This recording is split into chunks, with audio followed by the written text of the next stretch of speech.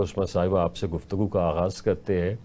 जिस तरह से मैंने अपने इंट्रो के अंदर ये कहा, तो किस तनाजुर में और किसकी शह पर मुत्तकी जो है वो भारत गए बतौर वज़ीर ख़ारिजा। इससे पहले हमने बहुत रेयर देखा है कि वो किसी और जगह आ जा रहे हैं। तो कौन है जिन्होंने उनको फैसिलिटेट किया कि वो भारत के अंदर जाएं, फिर भारत में वहाँ बैठ के उसी दौरान पाकिस्तान की जो अफवाज हैं उनके ऊपर हमला किया गया? क्या कहेंगे? बिस्मिल्लाहिर्रहमानिर्रहीम। तो ये सबसे पहली बात है इसको समझने का कि ये जिस तनाज़ुर में ये सब कुछ हो रहा है, इसका बैकग्राउंड क्या है, उसकी वजह क्या है, क्योंकि ये समझने की इसलिए ज़रूरत है कि हम कभी भी अवाम नेचर को और उसके सही तरीके से एनालाइज नहीं कर सके, समझ नहीं सके। इसकी वजह से ये जो शॉर्टफॉल है हमारी डीलिंग में, और हमेशा कोई ना कोई कॉम्प्लिकेशन होती है, वो ये इसकी वजह से है।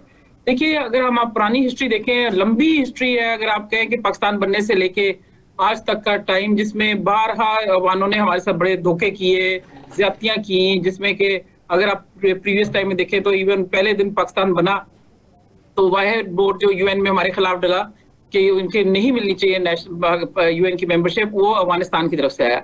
और फिर वो आप चलते हैं, पूरा उनका एक पूरा टाइम है जहां प्रिंस अब्दुल करीम और फिर इनके बहुत सारे जो मुख्तलिफ किस्म के इनके लीडर आते रहे, और दाऊद तक जब जाते हैं तो वहां फाइनली जहां ड्यूरेंट लाइन को एक इशू बना के रखा है। ड्यूरेंट line is a psychological thing, नहीं तो उनको इसकी प्रॉब्लम नहीं है, मगर खाम खा एक इतना बड़ा इशू बना के पाकिस्तान के ऊपर उन्होंने इसको तलवार को लटकाए रखा, क्योंकि सदात दाऊद ने उस पर भी एक्सेप्ट कर लिया कि मैं इसको मान लूंगा, तो कोई वजह नहीं थी।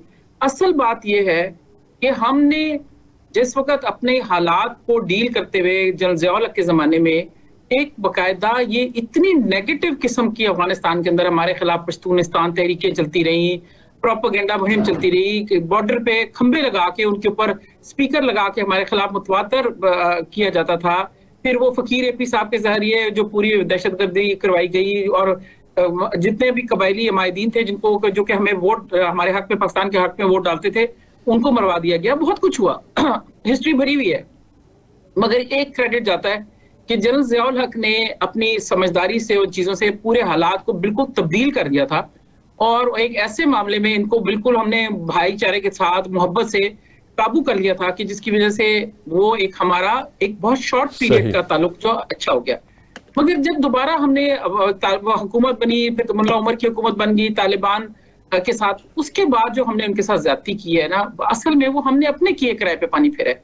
हमने इतनी एफर्ट की, उनको साथ रखा, अपने पास 30-40 लाख मुहाजिरीन रखे, उनको पनाह दी, और वो टाइम था कि जिसको हम बेनिफिट लेते, उस टाइम के बजाय हमने उनको रिकॉग्नाइज नहीं किया। अच्छा, आप ये कह रही थी कि कहां पे हमारे अफगानिस्तान के साथ ताल्लुकात खराब होना शुरू हुए? फिर एक अरसा बीच में हमने बहुत अच्छी इंप्रूवमेंट कर ली, और बिल्कुल हमारी स्ट्रेटेजिक डेप्थ के लिए भी, क्योंकि देखिए हमारी पुष्ट बनती है, और हमारा ईस्टर्न फ्रंट पे अगर हमने फोकस करना है तो हमारे उसके लिए जरूरत है कि हम पीछे हमारी पुष्ट पे सेफ हम महसूस करें। तो हमारा बड़ा अच्छा एक स्ट्रेटेजी के तरह काम चल रहा था। मगर जिस वक्त अभी 2021 में जब ये आजादी उनको मिली है, या उन्होंने फॉल ऑफ काबुल हुआ, वो टाइम था जब हम उनको तस्लीम कर लेते, या ये कहते हैं कि चूंकि हम तालिबान हुकूमत पहले से तस्लीम कर चुके हैं तो हमें उनको मजीद तस्लीम करने की जरूरत नहीं है। उसकी बजाय उस वक्त की हुकूमत ने यह फैसला किया कि जी हमें तो कोई ना स्ट्रेटेजिक डेप्थ में इंटरेस्ट है, ना हमारा कोई ऐसा ताल्लुक है, ना हम इनको तस्लीम करेंगे, जब सारी दुनिया कर लेगी तो हम आखिर में करेंगे।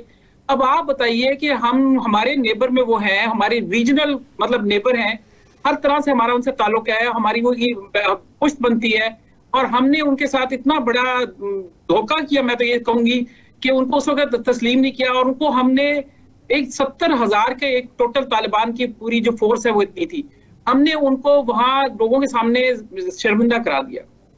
तो इसलिए ये मामला तो बिगड़ना ही था। मगर फिर उसके बाद चूंकि वो बहुत ही मुंतकिम मिजाज लोग हैं, और वहां के लोग उनको ताने भी देते रहे, यहाँ तक मशहूर हुआ कि जी आप फैज हमीद साहब ने तो आपकी चाय की प्याली के अंदर आपकी हुकूमत बनाई है, उनको ताने मिले, चीजें हुई, तो वो एक इंतकामी रवैया डेवलप हो गया। और जबकि टीटीपी पहले ही आके बात कराई गई थी जबरदस्ती, और उनको 45,000 उन्होंने केपीके में आबाद कराए, और 5,000 के उस वक्त बलूचिस्तान में। तो इस सारी सेटअप को अगर देखें और ये बात समझे तो पता लगता है कि हमसे उस जमाने में बहुत बड़ी गलती हुई। हमने उनको सारा वक्त साथ देके आखिर में उनको अकेला छोड़ दिया। वो टाइम था हम उनका हाथ पकड़ते और अपने अपने मफाद में देखते। सही, हमने अपनी मेहनत जाया की। अब उसका नुकसान ये हो रहा है कि वो दो हमारे दुश्मन आपस में मिल गए, टीटीपी और इंडिया, और उन्होंने मिलके अब तालिबान को भी काबू कर लिया, क्योंकि हमें बात नहीं समझ आई, हमें इसको डील करना नहीं समझ आया, और या हमारी उस हुकूमत की स्ट्रेटेजी ऐसी थी कि जिसमें उनका मकसद ही नहीं था कि अफगानिस्तान से ताल्लुकात ठीक करने। अब वो हम उसका खमियाजा भुगत रहे हैं। वक्त आ गया है कि हम अब अगर जहां दहशतगर्दी होती है वहां दहशतगर्दी का इलाज तो वही है जो किया जा रहा है, और मैं बिल्कुल गवर्नमेंट की आजकल की पॉलिसी से एग्री करती हूँ कि इसके ऊपर, मगर साथ ही साथ डायलॉग भी होना जरूरी है कि जहां इसको हम परमानेंटली आगे ना लेके जाए, लड़ाई को बढ़ाए ना, बल्कि इसको कहीं ना कहीं सेटल करने की तरफ भी जाए। ठीक है।